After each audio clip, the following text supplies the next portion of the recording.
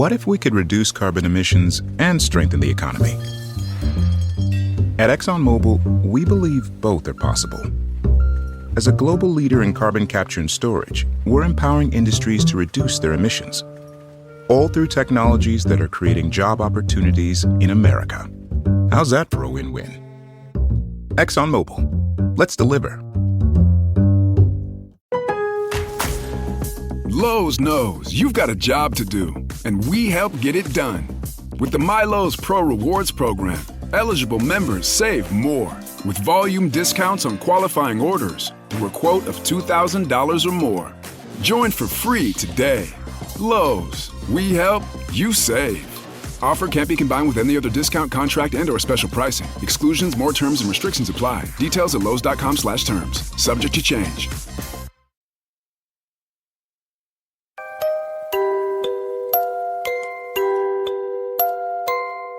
Jim Jones, the leader of an American religious cult. Jim Jones led over 900 of his followers into the mass suicide. One of the biggest mass suicides in recorded history. I always understood what happened. At some point, it did, on some level, become collective madness.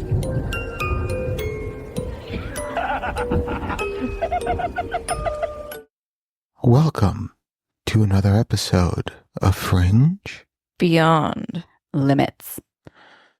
That was great. Yeah. Much needed for this episode. Yeah. Last one was heavy. 100%. Yep. And this one Can't wait to see where this one goes. More like a boulder. is going to be heavier, I think. I think so. Yeah. It's going So, to be suffocating. so Yeah. So if you're joining us, this is part 2 of the Jim Jones Jonestown story. So if you didn't listen to episode 1, go check it out. yeah. What are you doing listening to part 2 before part 1? I know, some people are psychopaths. Yeah, people. Crazy. Stop following in Jim Jones's footsteps. They're just taking notes. Stop taking notes. Only serial killers and cult leaders listen to part 2 before part 1. Yeah. Come on, people. That's true. I love serial killers. Me too. I love cereal. Ooh, what's your favorite? I like the granola kinds of cereal. Okay. So like grape nuts? Ew. Absolutely not. That's not I granola. don't know. That's the first thing that popped in my head when you said, No, I don't know. We get it at Costco. I Oh. can't think of the name of the brand, but something Harvest. I don't know. But it's like granola clusters. So like, oh, I can't think of it right now. Not like honey bunches of Yeah, oats. that's what it They is. have flakes in those. And Oh, I'm not a flaky person. Oh, I mean, well, you sure about that? Yeah, I'm pretty sure. All right. What's your favorite cereal? Ooh, the berry Cheerios. Berry Cheerios. Mm-hmm. Okay. I feel serial killers eat Cheerios, period. That and like Life cereal and grape nuts. I was also told serial killers like licorice.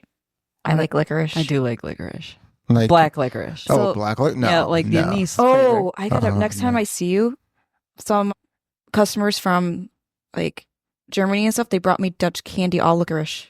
I will I'll bring it enjoy the shit out of that. because I'm the only one in my company that likes it. So I have so many. I'll That's bring how it. you know Share. when you're an adult. You like licorice. I don't think that's the case at all. You're Italian. I feel like half of the Italian desserts have some sort of anise flavor to it. No. Oh, you prefer the anise Yes. flavoring? Yeah. An ass. I want an ass flavoring. You are an ass. 100%. But that has nothing to do with what we're talking about. Oh, what's your favorite cereal? I love Frosted Mini Wheats. Those get soggy too easily. Yeah. It's so good. Mush. No, That's it's why good. I when eat it gets the soggy. The granola kind because I that's hate when why cereal I'm gets I smushy. know, but that's also why I'm not a good gay guy. I like the mush in my mouth. I don't like hard things. You might as well just eat oatmeal. Yeah, I like oatmeal. I know. Or cream of wheat. Yeah. My dad used to eat Yeah. that. yeah. Just put Or some farina. brown sugar on there, some raisins. Real good. No, you are crazy. You cray cray. You guys are all crazy. I'm the only normal person in this group here. I don't think so. Yeah. I really, no. Yeah. No. Yeah. You sure about that? 100%. 100%. That's the first time you ever said That was 100. My emphasis on the right syllable. Okay. I wish you would speak like Brianna some more. Okay. That was from a movie, wasn't it? I think so. Put the right emphasis on the right syllable. I think so. Can't tell you what movie that's from. No, me neither. But I Think need on that. I'll noodle on that. Yeah. I'll Google on that. Yeah. Do you know how to spell any of those words? a Google. Really? You can't even pronounce those words. Nope. That's why I asked if she could spell them, because I don't even know what those words were. Ah, jeez. So, all right. Well, things that keep you up at night. Who wants to go first? I do, because I want to mess with you guys. All right. I like it. Okay. I want you all to take a deep sniff with your nose. You all just ate boogers. Anytime you take a deep sniff, you swallow boogers. Okie doke. All right. Yeah. I love eating boogers. It kind of made me a little dizzy doing that too. What? Oxygen makes you dizzy? I was just going to say breathing oxygen. What the fuck is happening to you? A lot of things. Oh, I think, I don't know. oh my God. I don't know if I did it too much or what. It's just like, Or like I'm dizzy. you've never done it before in your life. Like this is my first deep breath ever. I just OD'd on oxygen. Burgers. You know, if she keeps doing that, she's gonna do a cum. Do a cum. I mean, Well, at least these chairs have armrests, so she won't fall out when she passes them. exactly. This is true. This is true. Sorry, just got to get another shout out in for these sweet chairs. Yeah, no, Thanks, of Miss. course. Yeah, thanks. Yeah, thank you, Missy. Yeah, it was my birthday Yeah, that did it. you should have a birthday every day. Yeah, I Every day. agree. I agree. We get gifts too. I'll be in my birthday suit every day. Oh God. Okay, we're taking this show to the road on Yeah, we remote. are. Yeah. Please remote. Yes. Yeah. So, all right. Was that it? Just taking a, I mean, think about it. Like thinking about the fact that you eat boogers every day, but we say don't pick your nose and eat it, but everybody eats boogers. Yeah, that's true. Interesting. Gross. Yeah, I never blow my nose. I always just. Ew. Yeah. Ew. Yeah. So. So yeah, it's gross. Yeah, that's why I have such a good immune system. Yeah. So, I just eat. Not only Just my inhaling mites. Yeah, just not dust mites. not just mine. I'll eat other people's boogers too. Okay, this is Yeah. just going south. Yeah. Yeah. You know, I'll put my mouth around their nose and just start. You know. Just so gross. Like one of those baby nose sucker Yeah. things. Exactly. Yeah. You know, thinking about that actually does make me nauseous. Like it really does. All right. Okay. And now that we've lost half of our listeners today. Yeah. But if you're driving and puking at the same time, you're welcome. So we'll see you next week. Bree, what's yours? If a person with multiple personality disorder threatens suicide, are there hostages? No. But what about the other personalities? That's all they are, personalities, and they're not real people. But what Not if according to Nefarious. Dun, dun, dun, dun. Oh, she got you. No, no, because that's in a different world and universe altogether. That's the nefarious universe. We're in our universe. But how do you So know you're saying whatever it's not personality is the real personality of that person that's actually doing it? So I what if it's don't. another personality and it's holding the other hostages? I don't, but perception is reality. So whichever personality I'm perceiving is the reality. So which personality do you put on like safety watch? I have a question. Which personality am I talking to between the two of you? For me to know and you never to find out. That's true. I was thinking of something funny to say, but Yeah, I didn't want to blow out the speakers. Yeah, keep thinking. Cricket. Whatever. Okay. Is that all you guys got? I mean, That's all I got. All right. Well, that's fantastic. Tell me about yours, booger eater. Yeah. I've always wondered, especially with all the weird shit that's been going on for the past decade, I'd say, are we living in a Truman Show? Oh yeah. And all just the crazy shit, the writers are just bored. And Right. just, You know when like when a series is like run its course. yeah. And it's like, all Just right, throwing shit at the wall to see what yeah, sticks. yeah. Yeah, it really feels like that. Right? Like I think about that all the time. Are we just living in a fucking Truman Show and the writers have finally gotten bored and are just really fucking with us? Yeah. Which is AKA the Matrix. I guess you can also, use that. But like the Matrix just means we're in a simulation. I'm just saying we're in a fucking TV show that aliens are watching. Yeah. Right. I believe it. Yeah. I've actually had conversations with other friends who maybe might be reluctant to ask that of people, but yeah, I agree with them. I agree with you. Yeah. Yeah. I just want to know where the cameras are. Yeah, me too. Because I would like to not show my. Moon the camera? No, I don't. I just don't. I'm very shy when it comes to nudity. And I would like not to be nude on someone's TV. I really hope they. So, like, they how blur many me out. different channels would there be? Is there one per person? Probably. Or is everyone else just like a non-player character? That could be true too. Or actor or something. Or it's just the blown up version of the Hunger Games. Oh, yeah, for sure. Right? I mean, like, well, I feel like all these movies like, have an edge of truth to them. yeah, I mean, like, because all we're doing is just trying to survive, right? I mean, that's what, against other people. Yeah, and everyone has some skill or another. Yeah, so, yeah, we're just live action Hunger Games, Truman Show. Life. Nice. So, reality TV that's not really reality. Mm-hmm. It's scripted, right? Right. How much of us might actually be scripted then? Ooh. Like, how much of us are in the know? Is that what you're asking? And yeah, and how many of us have just been coded to Just react. to do X, Y, or Z? Right. And that takes away freedom of choice. Mm-hmm. Or what if it's just, we do have freedom of choice and just people are inserted in our lives to kind of guide us towards a certain path or not. Yeah. Kind of like Jim Jones's mom. Me? Yes. Me plus an A? Me. Yeah. Me plus an Lynette plus an A. Lynette. Lynette. A plus Lynette. Yeah. Yeah. That's my blood type. Is it? Yeah. You're an A positive? Yeah. My mom told me it's the only A plus I'd ever see in my entire life. Yeah. Wow. Well, I'm surprised you're not a cult leader. Yeah. Yeah. My Right? sister's B positive, and my mom said that's also a sign that she needs to be more positive. It's like dad jokes on a whole nother level. What does it mean that I'm O negative? I can't riff over I'm So the you should ask your mom and I'm get the that universal donor. Yeah. That's for sure. But you're not a universal recipient. Yes. No, I'm not. Yeah. No. Yeah. No, I am. You give to everybody, but you can't. You get only can from- have O for you. You can't. Okay. Okay. Maybe. Yeah. Whereas Okay. O positive, are they That's- the universal receiver? That's one of the main reasons why they The want universal Giver. incubus and A succubus. I'm the what? The universal incubus? Yeah. Yeah. Yeah. You- Hot damn. Yeah. I love these like full circle I conversations. know, Look right? at that. You know, I can give you guys my blood, no problem. And the D. I can 2 birds, 1 stone. What do you guys think? No, Well, if I'm your cult leader, but you're not. so I today, haven't signed any paperwork.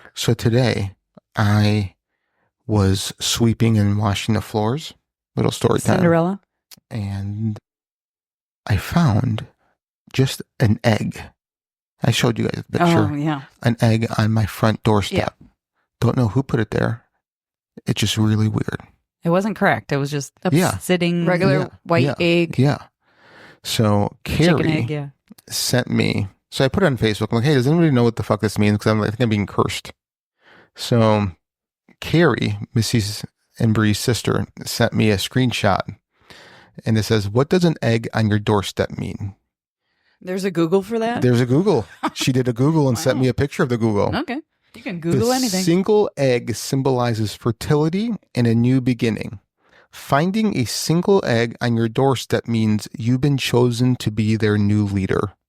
No. That's creepy. You just added the leader on the end right there. No, I'll show you. Who's new? Leader? I don't know. It doesn't, it's not a link. It's just a screenshot. Are you going to be the next president? No. He's going to be the next cult leader. Yeah. And it's amazing that this The happened Easter Bunny as leader. we're doing Jim Jones's That's episode. really fucked up, man. Isn't that crazy? Leader of what?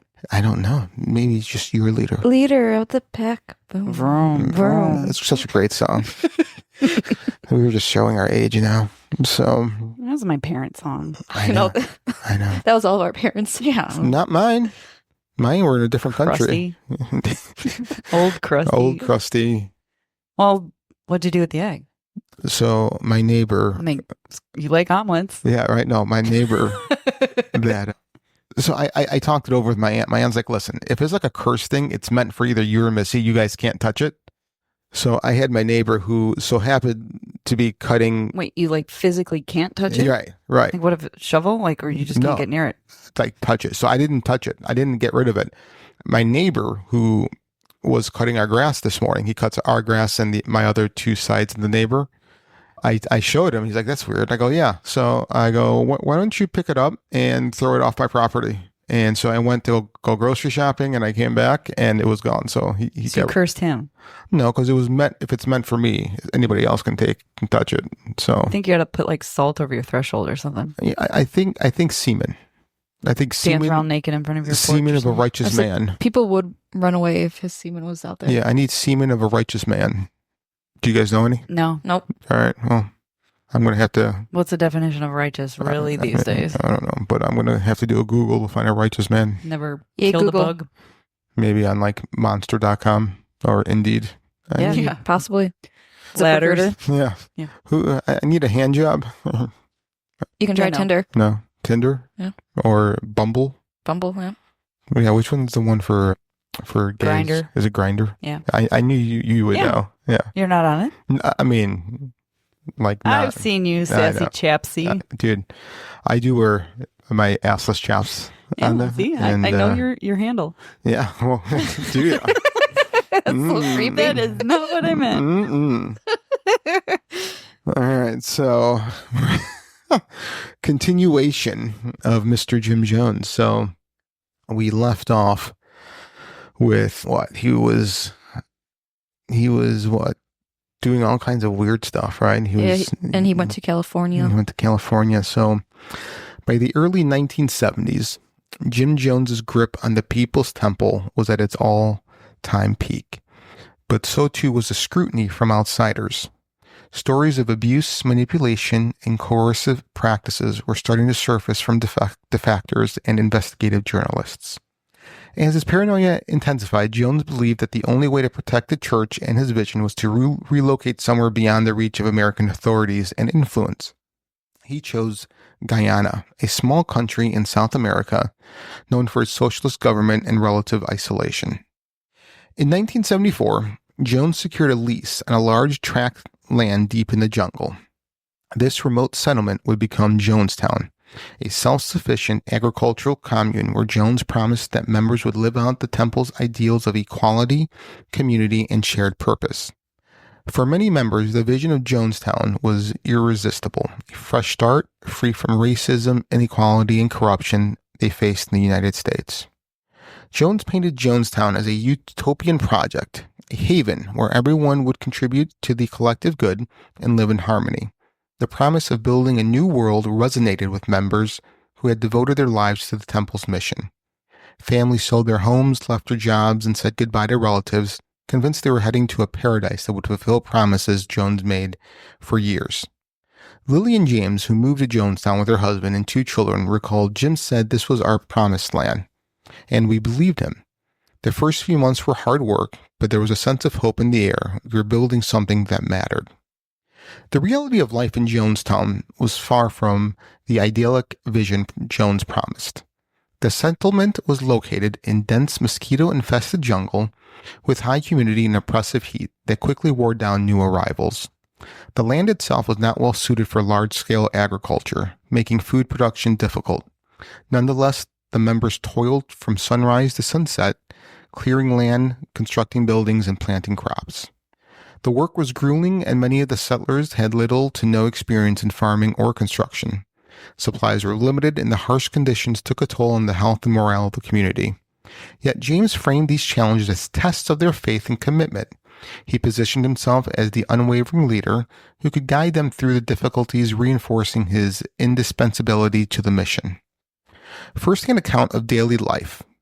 We woke up at dawn to the sound of Jim's voice over the loudspeakers telling us to rise and work for the good of our brothers and sisters, said survivor Tom Bogue. The days were long and the heat was unbearable, but we told ourselves this was the price of freedom. The living conditions were Spartan. Families were often crammed into small wooden huts with few amenities. Basic needs like fresh water and medical supplies were scarce. Despite these challenges, Jones maintained that they were better off than they would be in the United States, where he claimed they would face persecution and betrayal. This narrative was crucial in maintaining the loyalty of his followers, who began to see the hardships as necessary sacrifices for the good. As Jonestown grew, so did the demands on Jim Jones's physical and mental health. By this time, he had developed a dependence on a variety of drugs, including amphetamines to keep him alert and barbiturates to help him rest. The combination had devastating effects on his stability. He became more erratic and paranoid, prone to sudden mood swings, and left followers in constant fear of his outbursts. His speeches, once filled with hope and vision, began to center more on the themes of betrayal, enemies lurking in the shadows, and the ultimate need for loyalty. These sermons were broadcast throughout the compound via loudspeakers, a constant reminder of his presence and control. Former nurse Annie Moore, who worked in the makeshift medical clinic at Jonestown, described Jones's deteriorating state. He was always sweating, jittery, and his eyes looked hollow. Sometimes he'd stay up for days, ranting about plots against us and accusing people of betrayal. It was terrifying to see him like that. Jones's paranoia reached new heights in Jonestown. He believed that defectors and outside forces were plotting against him and that the U.S. government was planning to destroy the temple. To reinforce this narrative, Jones staged nightly meetings where he would lecture for hours about the dangers they faced. These meetings, often mandatory, lasted into the early hours of the morning, leaving the community exhausted and emotionally drained. The most chilling expression of Jones's paranoia in the form of white nights, emergency drills designed to test the loyalty of his followers and prepare them for the ultimate act of devotion, mass suicide. During these events, Jones would announce that enemies were closing in and that their only escape was death. He would distribute cups of liquid that he claimed were poisoned, ordering everyone to drink as a test of their willingness to die for the cause. Although the liquid was not actually poisoned during these drills, the psychological impact was profound. Members learned to accept that their lives were not their own. They belonged to Jones and the temple.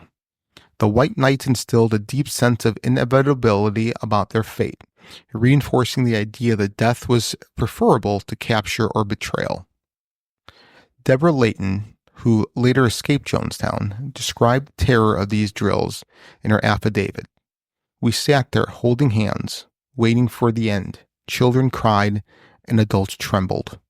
But Jim just stood there, watching us, making sure we would do as he asked. Even when he said it was just a test, the relief was mixed with the realization that he could make us do it for real at any time."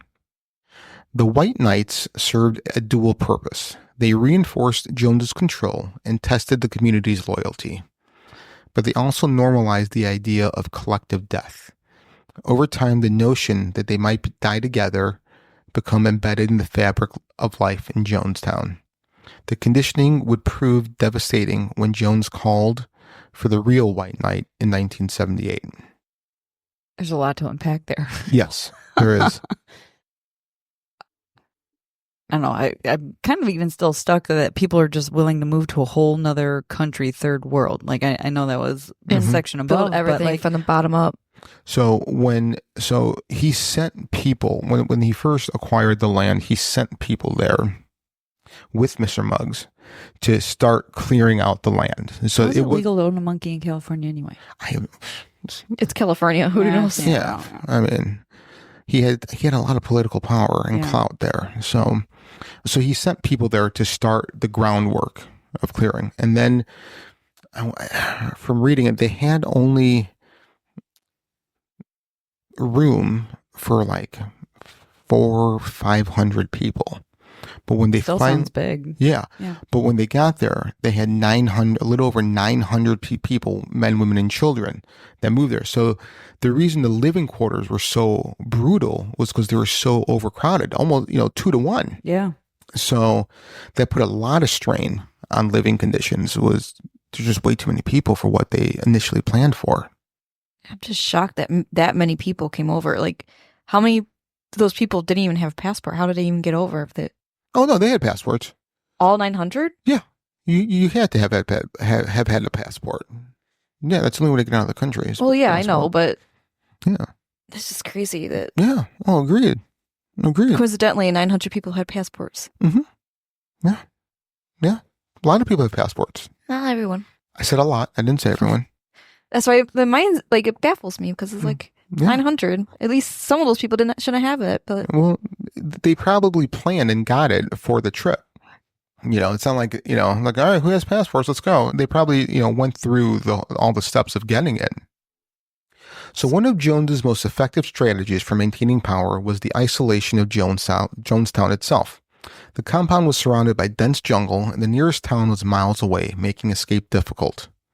Armed guards, loyal to Jones and often selected from among the most fervent members, patrolled the perimeter. These guards were known as the Red Brigade and were tasked with preventing defections and enforcing Jones's rules. Communication with the outside world was heavily controlled.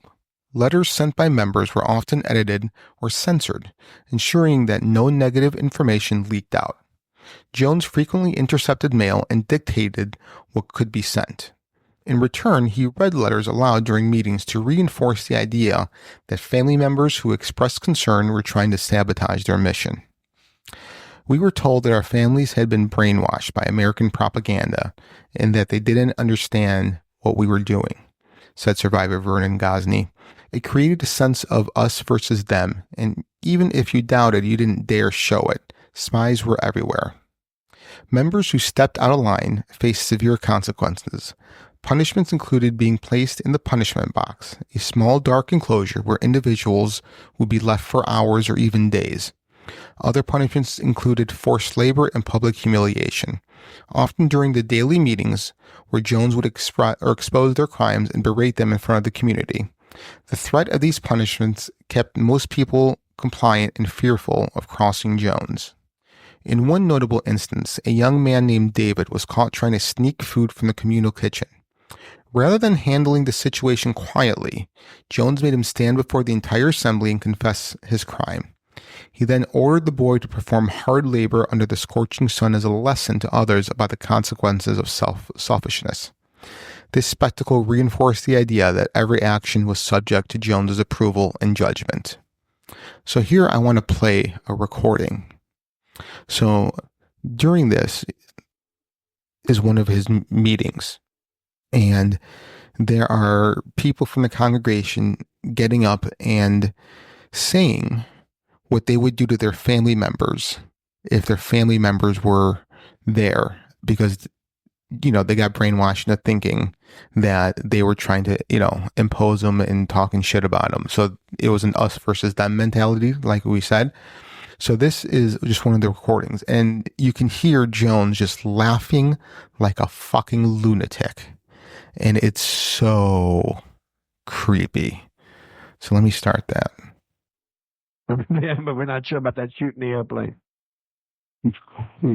That I feel that since my brother and sister, so-called brother and sister, put you through all this trouble, I feel that you should let my brother stay in jail, let him rot. I feel that you should save my sister from being stabbed and bleeding to death. I feel that my sister should have, when the pigs came and finna take her to jail, it was you that she called on. And even though she called on you and she putting you through all this trouble right now, I feel that the bitch should be got and shot some. I don't care. I feel that the bitch should be got. Both of them should be got and dragged by a car. That's a new idea. I feel no, I had so much down in me here. I mean, you ought to have it. By God, it's time some of us got to feeling it. How much shit can you take and try to reason with people and reason and show mercy with them and even offer to bring them and entertain them and they still do crap? I'd like to kill my so-called brother and Phil Aarons for the crap that both of them have caused over these years since they've left. Mm-hmm. Thank you. Your dad was up on the steps. Dad, I'd personally like to grab my father and string him up by his nuts and have a hot poker, sticking it in some coals and sticking it up his ass and burning the hell out of him for doing the things he's doing, because he knows that you saved my sister's life and he knows all the good things you did for us both. And he knew that we wanted to come over here and live peacefully, and this is why he's causing all this hell. And I'd like to personally do those things to him just to get him to realize that he's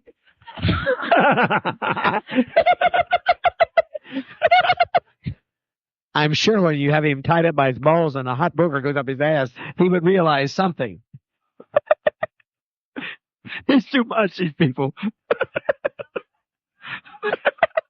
Just to get him to realize that he's trying to ruin our freedom and trying to take away my daughter's freedom. And I like to say she's deaf. Thank you. If you realize something, I'd say. Well, I like to do my so-called mom, the bitch. She hates purse snatchers. I would like to disguise myself and beat the bitch up and drag her ass. Drag her ass. All right. I'll beat the bitch up. I swear, and then I blow the motherfucking ass right up her. A lot of persons like to do that myself.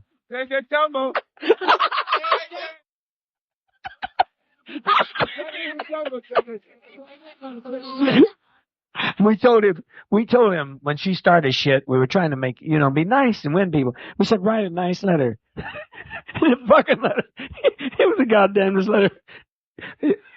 Had to rewrite it 4 times to get it to be nice. You fucking bitch, you don't mess with me, I'll kill you. His mother. What the fuck? Yeah. That laugh. Yeah. And like the situations that these people come up with, and he just like laughs at it. Mm-hmm. Well, it almost sounded like they were trying to impress him. Like, I'm going to one-up him. Like, one-up him, and I'm going to... Every story was worse and worse and worse. Yeah. And what they want to do to whoever it is that they're related family to. member. Like, what the heck? Yeah. I mean, mother, father, sister, brother. Yeah. Like, your closest family members. Yeah, and like, he's just like enjoying that they're saying this. Mm-hmm. Because he knows that he's gotten them under his spell. Mm-hmm. Yeah, that laugh almost sounds like, look what I, like he's proud. Yeah. Like, Yeah. look what I created. Yeah. I own them. Yeah. I mean, it's like they think they're brainwashed, but they're actually, I brainwashed them. Listen, Like, listening to some of those recordings, I mean, there's hours, thousands of hours. Yeah. It was unbelievable. So, yeah. You think he was high? Oh, yeah. had to be on something. I mean, he was, with all the cackle just felt like he was on some sort of, like you said, amphetamine or something. I mean, it was a mixture of drugs and him just losing his fucking mind. I mean, his mind was gone by that point. So, all right. So even in Jonestown, Mr. Muggs, Jones' pet chimpanzee, remained a prominent figure. Mr. Muggs. Mr. Muggs. Jones would bring Mr. Muggs to meetings where the chimp would sit by his side as if serving as an extension of Jones's authority to the members of the temple. Mr. Muggs represented innocence and loyalty, qualities that Jones praised in his followers. However, the presence of the chimp also served as a subtle reminder of Jones's dominion over all living things within Jonestown. Mr. Muggs' presence reinforced the perception that Jones was more than a leader. He was a figure who could command even the natural world. The subtle reinforcement of power played into the mystique Jones cultivated around himself, further solidifying the almost godlike control he had over his followers. Janice Martin, who worked in the communal kitchen, remembered when Jim would talk about loyalty, he'd pet Mr. Muggs and say, "Even animals understand devotion. Do you? It made you feel ashamed if you were ever doubted. If a chimp could be loyal, why couldn't you?" As life in Jonestown continued, the initial sense of purpose began to erode under the weight of exhaustion, isolation, and fear.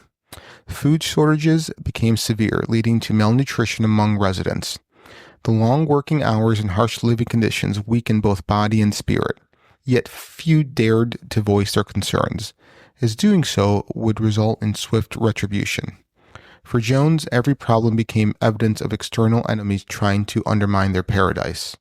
His paranoia became so extreme that he spoke frequently of mass suicide as a form of revolutionary defiance. As conditions worsened, some members attempted to escape or expressed their desire to leave. These individuals were labeled traitors, and their actions were useful to fuel Jones' rhetoric about loyalty and betrayal. The threat of defection terrified Jones, who believed that even a single person leaving could spark the downfall of the entire community. One night, we heard that someone had tried to flee into the jungle, recalled Tim Carter, a former temple member. The next morning, Jim gathered everyone and talked about what happened, warning that traitors would be dealt with severely. It was clear that trying to leave wasn't an option for most of us. We were trapped. As 1978 progressed, Jones' health continued to deteriorate, and his drug use became more apparent. He was often seen slumped in his chair, rambling incoherently about conspiracies and enemies. Yet even in his weakened state, his control over the community remained absolute. He instructed members to practice mass suicide drills more frequently, reinforcing that their fate was inextricably linked to his. The outside world was not entirely unaware of what was happening in Jonestown. Families of temple members, concerned by the lack of communication and the disturbing stories emerging from defectors, pressured the U.S. government to take action. This pressure culminated in a visit from Congressman Leo Ryan in November 1978, who decided to see Jonestown for himself. His arrival set the stage for the tragic climax of Jones's decades-long pursuit of power. Jones knew that Ryan's visit was a potential threat to his control. He ordered the community to present Jonestown as a happy, thriving settlement. Members were coached on what to say, and anyone deemed a potential liability was kept out of sight. The visit initially appeared successful, with members putting on a convincing show of contentment. However, it wasn't long before some individuals passed notes to Ryan's delegation, begging for help to escape. The facade cracked and the atmosphere grew tense. Jones's paranoia surged, setting the stage for what would become one of the most devastating events in modern history. This is crazy. Yeah. I still love Mr. Muggs. Mr. Muggs, he's the hero of the story. He is. By 1978, the aura of hope that had drawn so many to Jonestown had all but evaporated. The daily reality for the nearly 1,000 residents was grueling. Food shortages, disease, backbreaking labor, and a pervasive atmosphere of fear. Jim Jones's health had deteriorated drastically. His dependency on drugs rendered him gaunt and erratic, his speeches increasingly filled with paranoia and warnings of impending betrayal. He often slurred his words or repeated himself, but even in this diminished state, his hold over the people remained ironclad. The combination of exhaustion, isolation, and relentless conditioning left members too afraid or disoriented to resist. Back in the United States, families of Jonestown residents had grown deeply concerned. Letters were infrequent and often heavily censored, filled with robotic reassurances of happiness that did not match the tone of personal correspondence they once knew. Defectors who managed to return to the U.S. shared stories that painted a chilling picture of life in the jungle. Public humiliations, harsh punishments, and Jones' threats of mass suicide. If the temple faced serious external threat, these revelations sparked media coverage and pressured the U.S. government to take action. We knew something was wrong when the letters became so generic, said Lynn Jacobs, whose sister was in Jonestown. Everything was about how happy and safe she was, but it didn't sound like her at all. It was like someone had told her what to write. Like, can you imagine what these family members not in Jonestown with their loved one, like? Yeah. I would go ballistic not knowing exactly what's going on. Like, you know what, like that lady was saying, the letters were so generic. You know that there's something going on if it's that generic. Like, you know your family member. Right, and she's thousands of miles away, or your family member. Yeah. In the middle of a jungle, you can't get to them and help them. Right. Yeah, you're like, this is not how they usually Right. write. Like, there's something obviously going on. Yeah. Yeah, and what do you do? Right. And then maybe even also the embarrassment, like, do I tell anybody my sister or my family member, brother, mom, whatever cousin is involved in this? Right, right. Yeah, I mean, there's who do you go to? So many layers. Yeah. Wow. Congressman Leo Ryan of California, known for his willingness to personally investigate controversial situations, was deeply troubled by the stories coming out of Jonestown. His constituents included many of the family members who were advocating for action. Determined to see the situation firsthand, Ryan organized a delegation that included journalists, relatives of Jonestown residents, and aides. The group's objective was to assess the living conditions, speak with residents, and determine whether the U.S. government needed to intervene. News of Ryan's impending visit reached Jonestown weeks in advance. Jonestown interpreted this as both a threat and an opportunity. He saw Ryan's arrival as the culmination of the conspiracies he had been warned about for years, proof that the U.S. government and outside forces sought to dismantle his utopian dream. Jones gathered the planning commission and devised a strategy to handle the visit. Members were instructed to present Jonestown as a thriving, happy community. They rehearsed conversations and responses, and those who were known to be critical of the settlement were kept under surveillance or coerced into compliance. Laura Johnston Cole, a survivor who was part of the Jonestown community, later described the tense days leading up to Ryan's arrival. We practiced smiling, practiced saying how much we loved it there. Jim said if we didn't convince them, it would mean the end for all of us. We knew he was watching, and we were terrified of what would happen if we failed. November 17th, 1978. Congressman Ryan and his delegation arrived in Guyana and made their way to Jonestown. Jones greeted them with a forced smile, exuding a blend of charm and anxiety. He arranged a welcoming party complete with songs performed by temple members, showcasing a sense of joy and community. To the casual observer, Jonestown seemed like the inclusive, thriving commune it was meant to be. At first, everything seemed rehearsed but peaceful, remembered Tim Reiterman, a journalist who accompanied Ryan. People were singing, smiling, and some even came up to thank Congressman Ryan for visiting. But beneath that, you can sense something was wrong. The smiles were too tight, the laughter was too forced. Despite Jones's careful orchestration, it didn't take long for the facade to crumble. During their stay, members of the delegation received secret notes slipped to them by residents desperate to leave. One note was handed to NBC correspondent Don Harris, reading simply, "Please help us get out of Jonestown." The delegation began to realize that the outward displays of happiness masked a deep fear. Jones became aware of these notes and the anxiety among his followers. The warm facade he had maintained began to give way to visible agitation. The more residents expressed a desire to leave, the more he saw betrayal and the vindication of his worst fears. He summoned a meeting with his inner circle late at night, speaking feverishly about traitors and the end of their movement. Members of the Planning Commission nodded in agreement, but fear lined their faces. "We could feel the energy shift," said former Temple member Stephen Jones, Jim's son, who was not present during the final days, but heard accounts from others. People started whispering, and Jim's voice over the loudspeaker was more frantic, talking about loyalty, betrayal, and revolutionary suicide. So let me stop there. What the fuck does revolutionary suicide mean? Like what is the end goal? Like, what are you trying to change? Yeah. Right. Like, what's the point of... Like, you're blaming... Like, you're trying to start a movement by killing yourself, right? Essentially. You're revolting by killing yourself. Yeah. That makes no sense. It doesn't make any sense. I agree. Yeah, because like, who's going to continue on after with your revolutionary... You're a ghost? I don't know. What are you trying to prove? I mean... I just don't get it. No, it makes zero sense. So, on November 18th, as Ryan and his delegation prepared to depart, about 15 residents approached him, asking to leave with the group. This move shattered any remaining illusion of unanimous loyalty. Jones, who watched from a distance, sent temple guards to monitor the scene.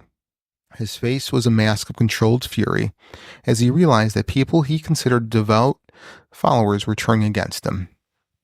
Ryan assured Jones that those who wished to leave could do so voluntarily, but Jones's behavior shifted from hospitality to barely concealed hostility.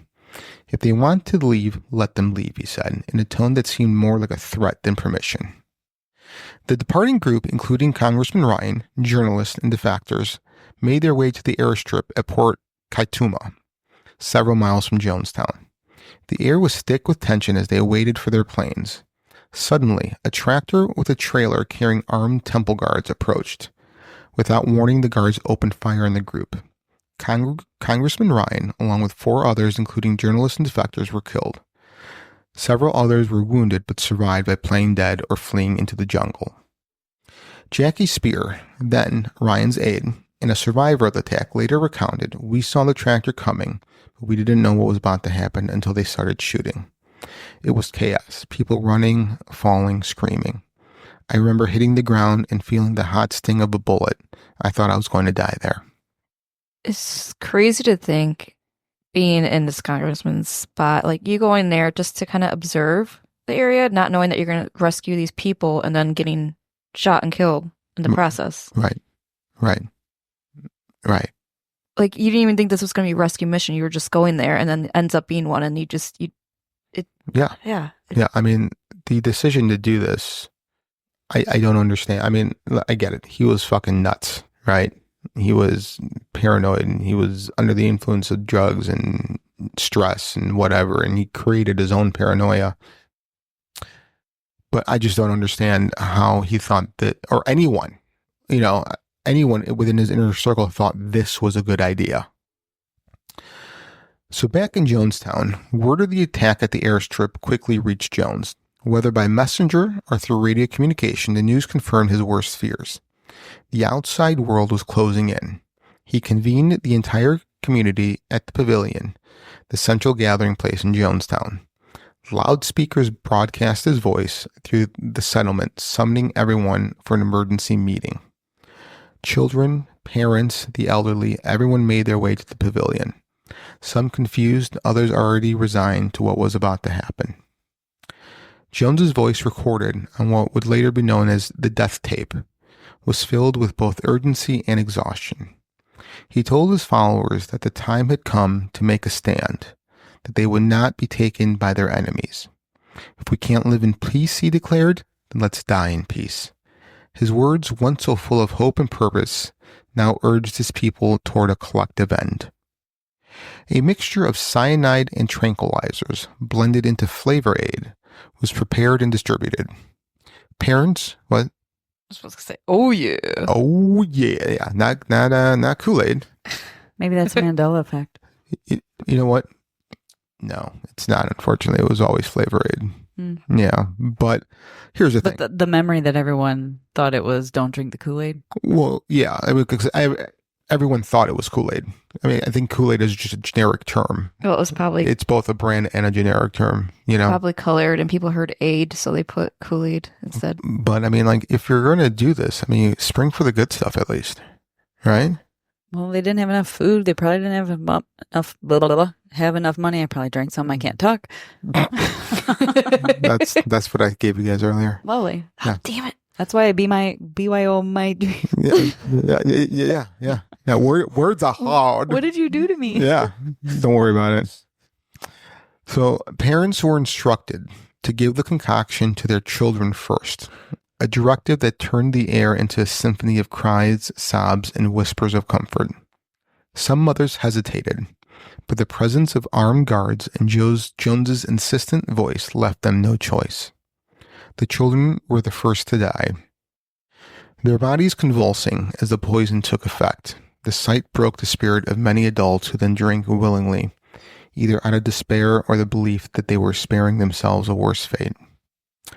Odell Rhodes, one of the few who survived, recounted the scene. It was hell.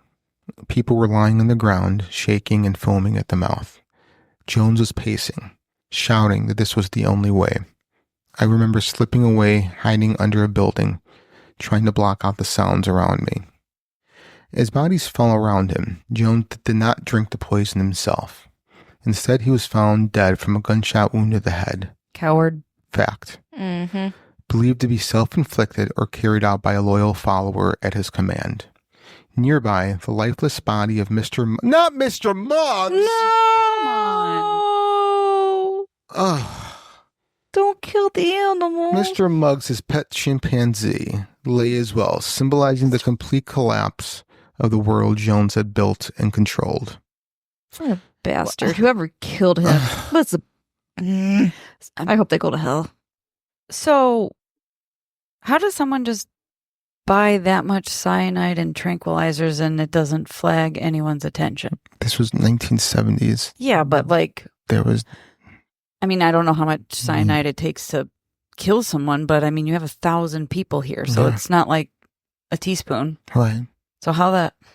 I mean, there was no regulations on this stuff back then. If it was something that he's been like planning for who knows how long, he probably was like every year or every month he was like getting it and just stocking it up. No, I don't even think it was that. I just think there was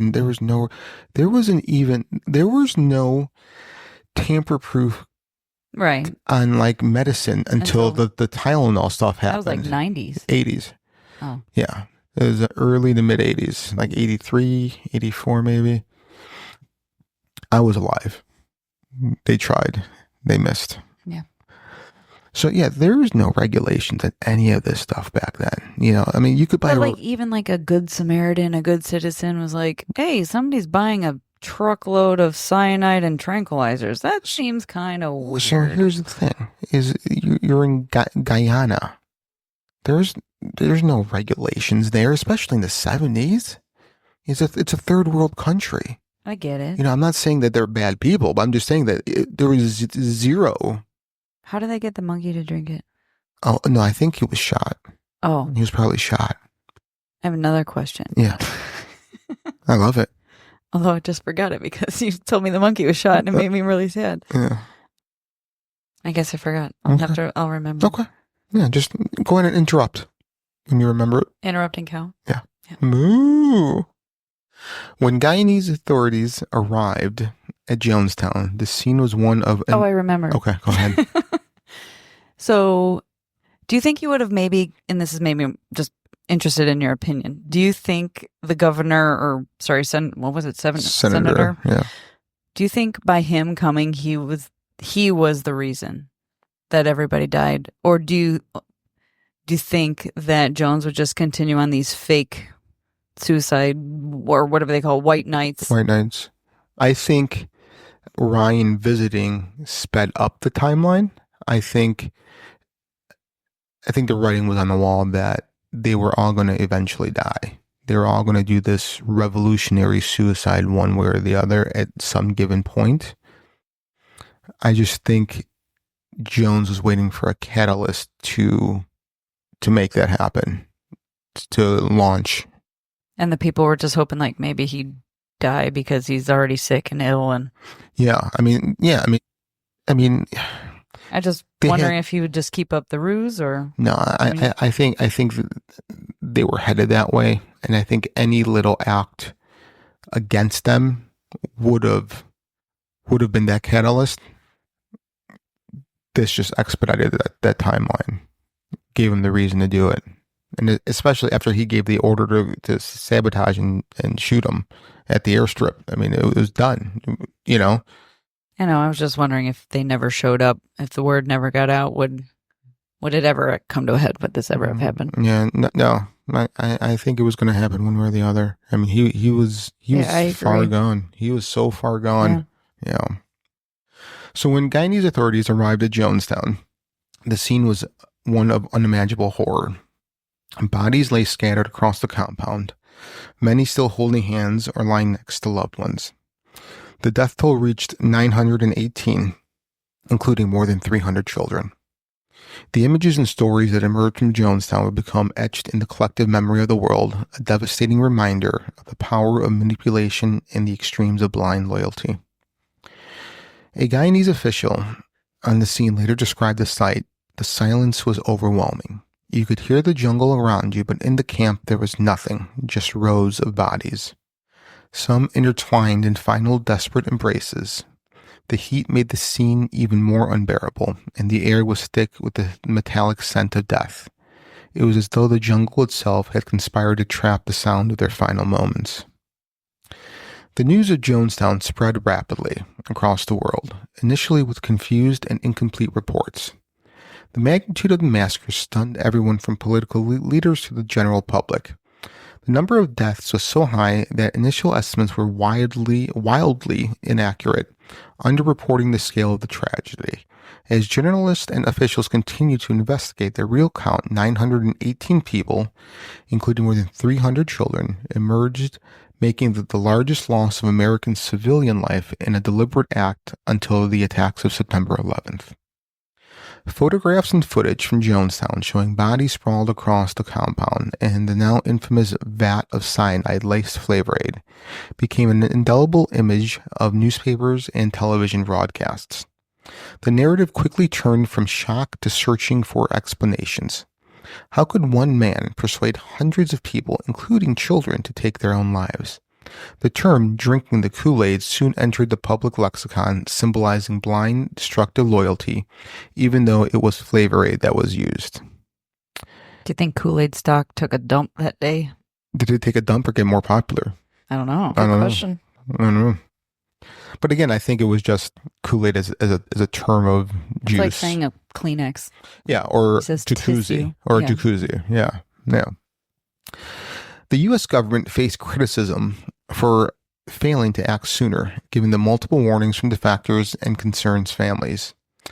There were congressional hearings to investigate what had gone wrong and how a community of American citizens could come to such a tragic end under the nose of a foreign and domestic authorities.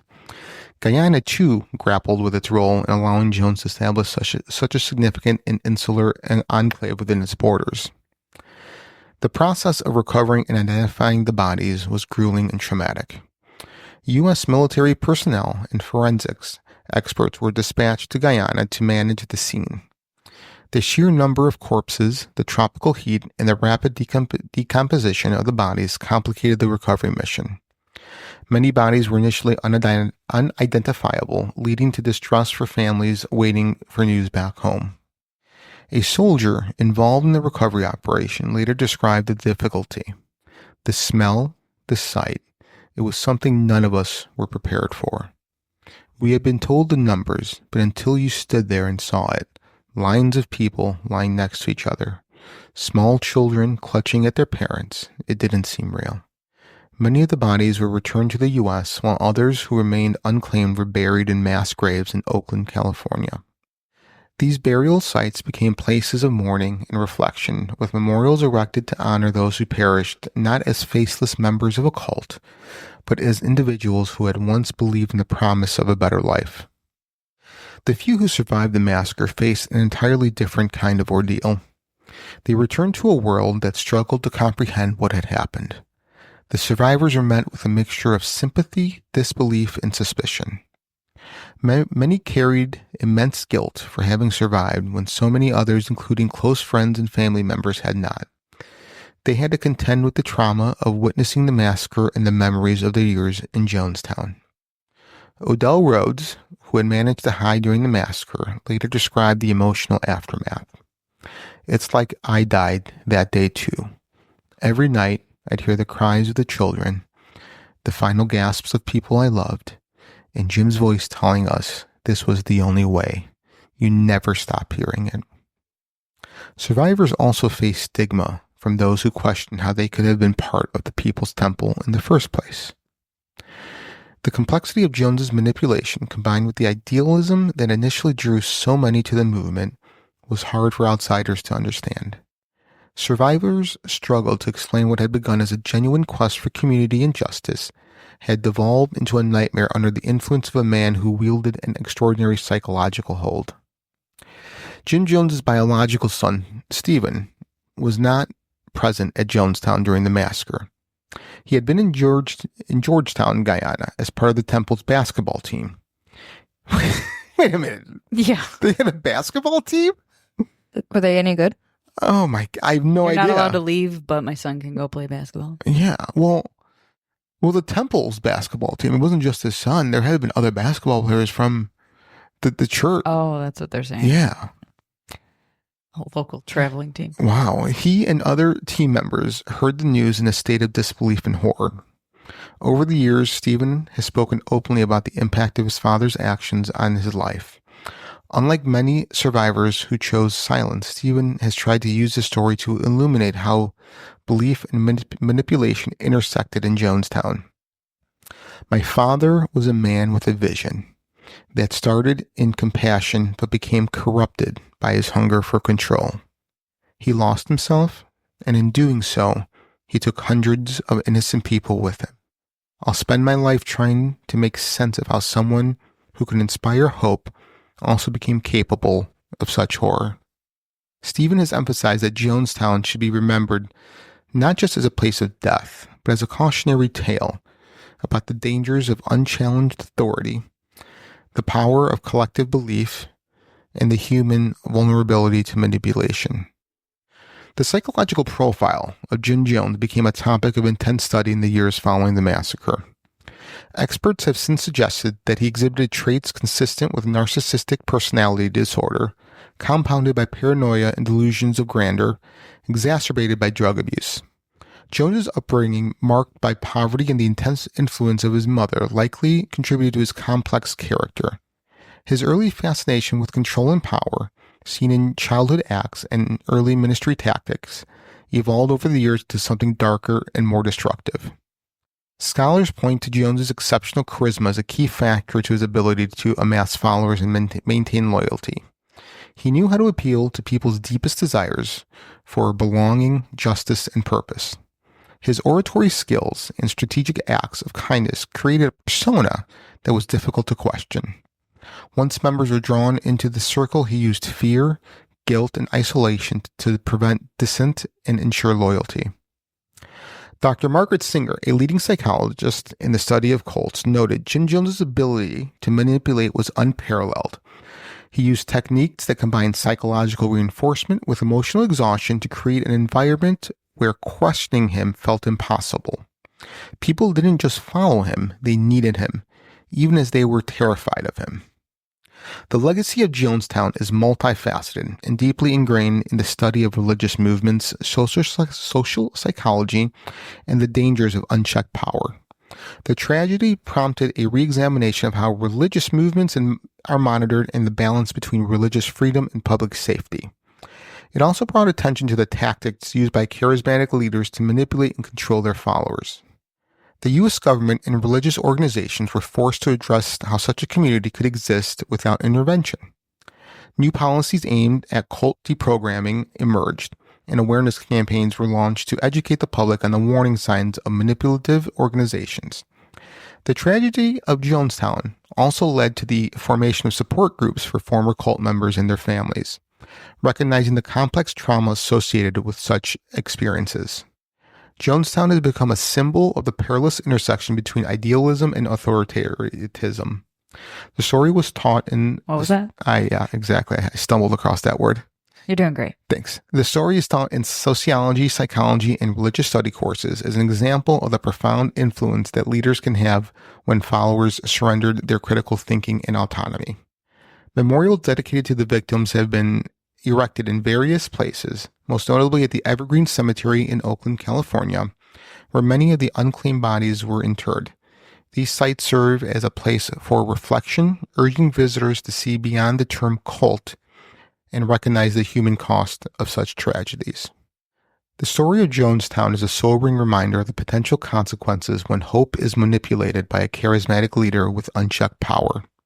What began as a mission for social justice and equality devolved into one of the most horrific acts of mass death in modern history. Jonestown underscores the importance of vigilance in the face of authority and the critical need to foster environments where questioning leadership is not just allowed, but encouraged.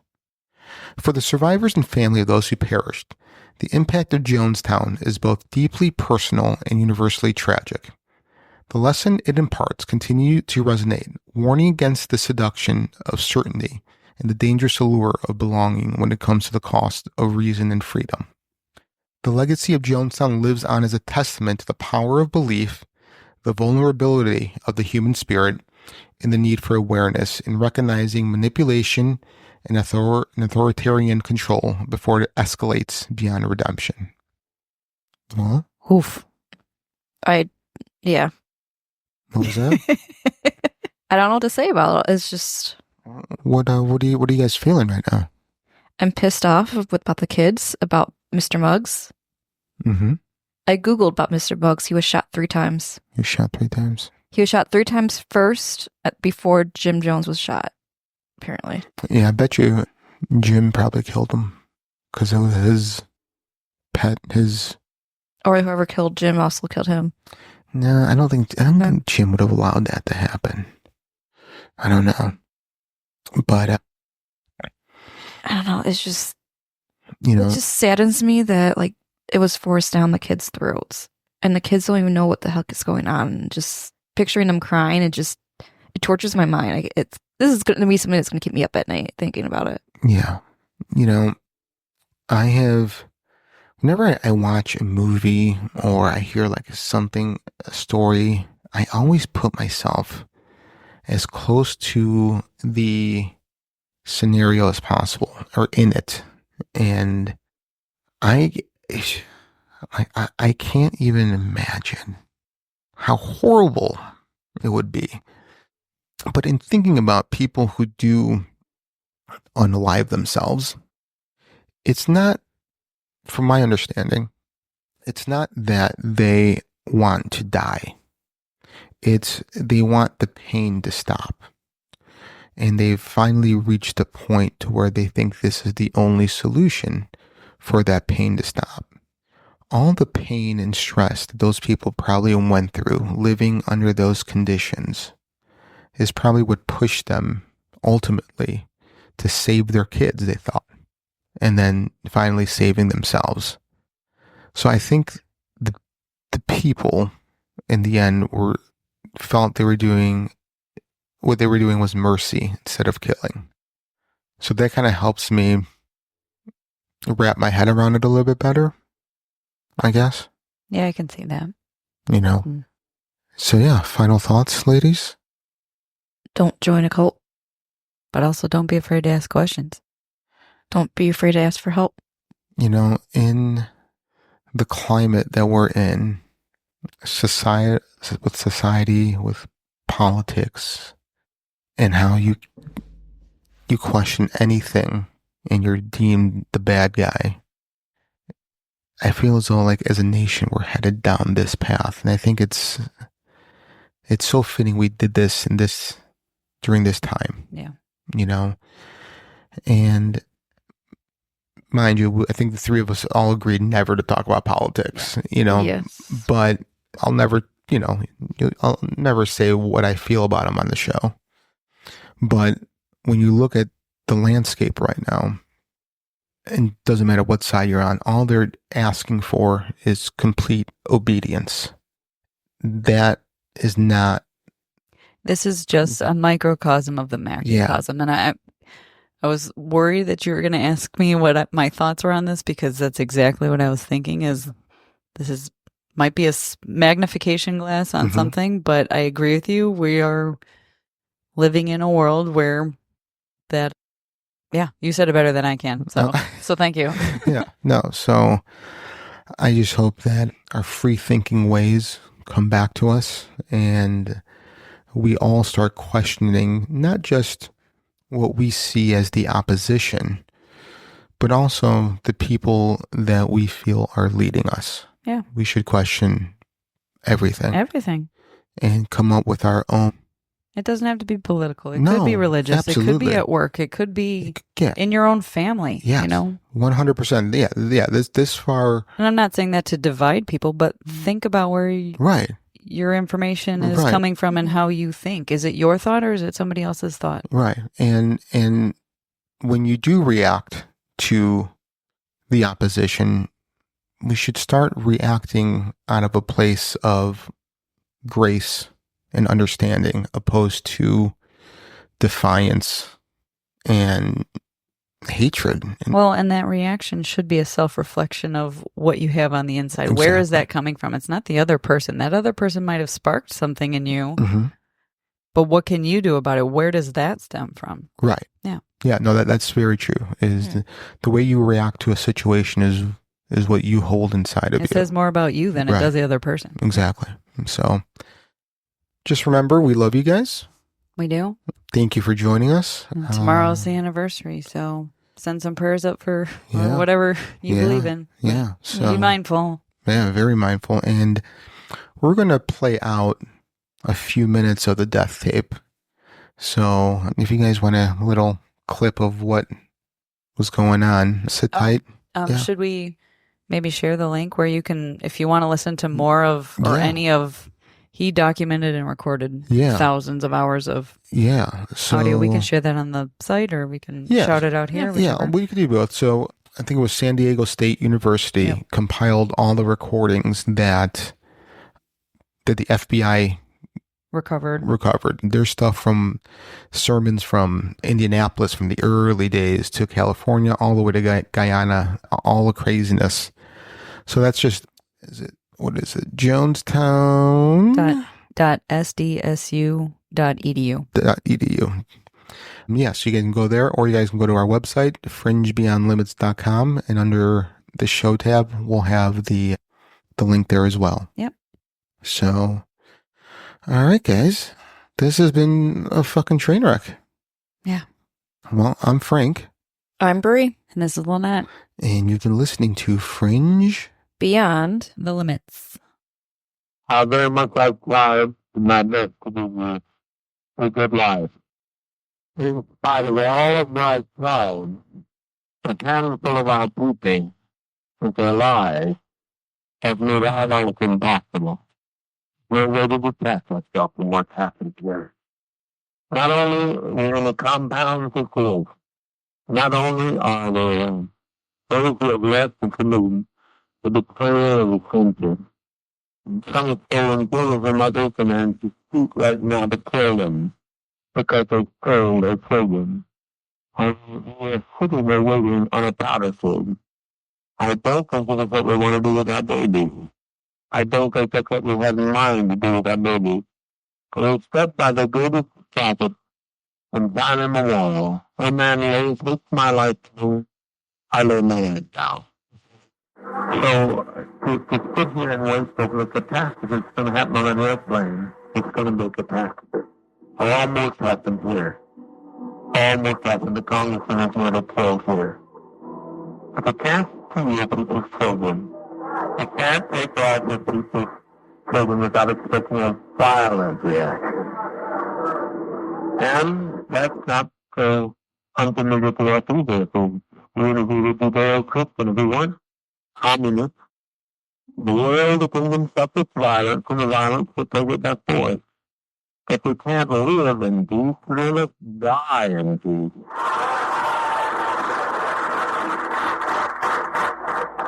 And then perfect road, I've been so scratching Malcolm said, I don't know how you said that this morning. Like what? Because if it only worked one day, it would work why.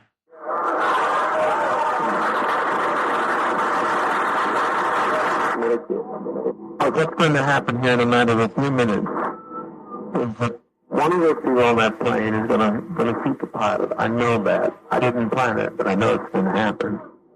They're going to shoot that pilot, and down comes that plane into the jungle. And we better not have any left over in that 24 Cocoa Press with engineer in it. But it's as plain as I know how to float. I've never lied to you. Never have lied to you. I know that's what's going to happen. That's what we can do. And we will do it. We'll do it. What's going to be so bewildered with many cycles on my brain for all those self-imagement. So it's just too much for me to put together, but I now know what he was telling me, and it'll happen. If the plane gets in the air, anyway. So my opinion is that we be kind to children and be kind to seniors and take the person like we used to take the infant group and step over quietly because we are not committing suicide because of hallucinatory act. We can't go back, we won't lose a lawyer, and now they're going to become more lies, if there's more congressmen, there is no way we can survive. Have any dissenting opinion? Please speak. Yes. You can have an opportunity, but if they're quivering or left, we're going to have a liquid. You can make a fly, and you can strike in the wind. College is great. You know what else is great? Pizza, which you can buy with your Huntington Bank debit card with the Ohio State University logo. Huntington Bank is proud to be the official consumer bank of the Ohio State University. Let's get more from money. Switch to Huntington Bank. Welcome. I was forgotten, and you reached out to me. As Jesus says, whatever you do for the least of these, you do unto me. Support a child in his name through Compassion International at compassion.com/unto me. The NFL is back, And FanDuel's got everything you need to play your game, from same-game parlays to live betting. Right now, new customers bet $5 and get $300 in bonus bets if you win. 21 plus in present and select states. 18 plus in Kentucky and Wyoming. Must be first online real money wager. $5 deposit required. Bonus issued as non-withdrawable bonus bets that expire 7 days after receipt. Restrictions apply. See full terms at FanDuel.com/sportsbook. Gambling problem? Call 1-800-GAMBLER. Ever felt defeated by cravings? You're not alone. Henry Meds is here to help support your weight management journey. Since I joined 4 months ago, I've lost 25 pounds and it has changed my life. Henry Meds personalized compounded GLP-1 meds shipped to your door. Take back control with treatments designed to reduce appetite. Schedule a free online evaluation with a licensed provider at henrymeds.com/audio and get $100 off your first month. Results may vary. Not all patients are eligible. Compounded medications are not FDA approved. Consult a healthcare provider to determine if treatment is right for you. Bubba Wallace here with Tyler Reddick. You know what's more nerve-wracking than waiting for qualifying results? Waiting for the green flag to drop. Instead of pacing, you rev up with Chumba Casino's weekly new releases. It's like a fresh set of tires for your brain. Play for free at ChumbaCasino.com. Let's Chumba. No purchase necessary. VGW Group. Void where prohibited by law. See T&Cs. 21 plus. Sponsored by Chumba Casino.